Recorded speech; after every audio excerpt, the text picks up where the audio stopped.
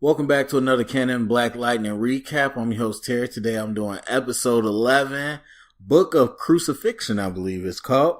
I missed last week, but I'm back. So this week we got an episode that was pretty low key, honestly. Looking at the preview for next week, it looks like the calm before the storm. So, actually no pun intended. But yeah, so this was a pretty low key episode. Not a lot of action, not a lot of powers, but still pretty good.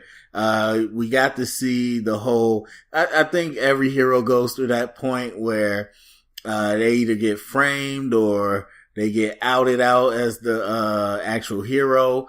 And so we got to see that where they planted drugs on Jefferson Pierce, ran up on him in the school and arrested him, which of course was, the dirty cops doing that so they could, get access to him and take him to the facilities, and they figure out if he Black Lightning or not, whatever. So we also got to see the vice principal, who now we know is dirty. We got to see her doing her little thing, sending encrypted messages, doing her recordings, blah, blah, blah. So it was pretty decent. Like I said, not a lot. I think they were really, like, every episode they find some particular, I would say experience to really lock in on, and they were doing the whole black man going to jail thing, just kind of the dehumanizing and the embarrassment that he had to go through with all that and the mistreatment, even for him being innocent and all that. So I thought they did a good job of that. It was very introspective, it wasn't too loud, it wasn't too much talking, it was just kind of seeing the reaction of Jefferson Pierce being in jail, but also seeing the reaction of the community. And I liked even though it was cheesy, so this was weird. It was cheesy and fake that all these boys would just block the exit and be like, y'all not taking our principal. Like, that was cheesy, but I liked it. On the flip side, they do something realistic where they talk to community members, but I thought that was just silly because it was too on the nose. Like, you had a couple black people like, oh, the cops know he didn't do this, he would never.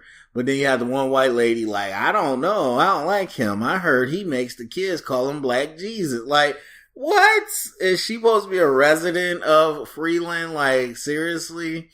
Like, how could you just be that naive? But especially for someone of his stature. But they were, like I said, it was very on the nose. Like, the white lady just didn't trust him or whatever. So, okay, yeah.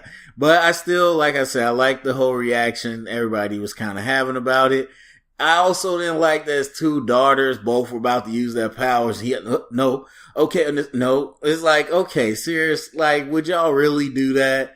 The man, it's cops, it's not the SWAT or the bad guys. Like, he being set up, let's, fight this thing. So, it's just not too much to talk about it. I mean, I liked the whole idea of using the hologram. It's not something new that we haven't seen before, but using the hologram, be like, oh no, he's here, he can't be him. So it was kind of one of those tropes that you see with heroes and superhero shows.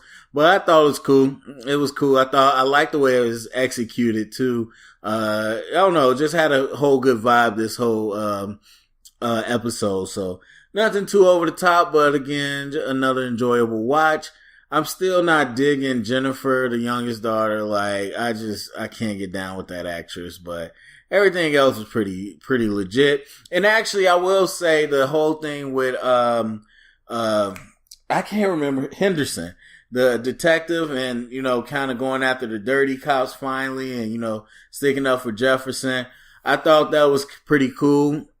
Kind of fighting the corruption. We know it's not going to last, but I thought it was pretty cool. But they painted Jefferson into a corner. It was just like, okay, you're not selling drugs, then how do you know Lala? Okay, amnesty. Okay, well, why did they, run and take your daughters? Why were your daughters in all this mess?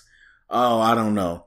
Okay, someone set me up. Why would anyone want to set you up? Well, I don't know. It's like they painted him into a pretty good corner, actually. So, that was pretty interesting. And I wonder how they're going to address that going forward, and how long is it going to take, before they have to have him reveal who he is if they do it. So anyway, I get episode solid 80%, B minus, none too big, none too small. And next week looks like it's going to get on and cracking. I think it's 2 episodes left. So yeah, it looks like it's going to all come to a head next week. So I'm excited. So anyway, go to the comment section. Let me know what you thought about the episode. Thumbs up, subscribe, share it around. And if you heard it, here's official canon.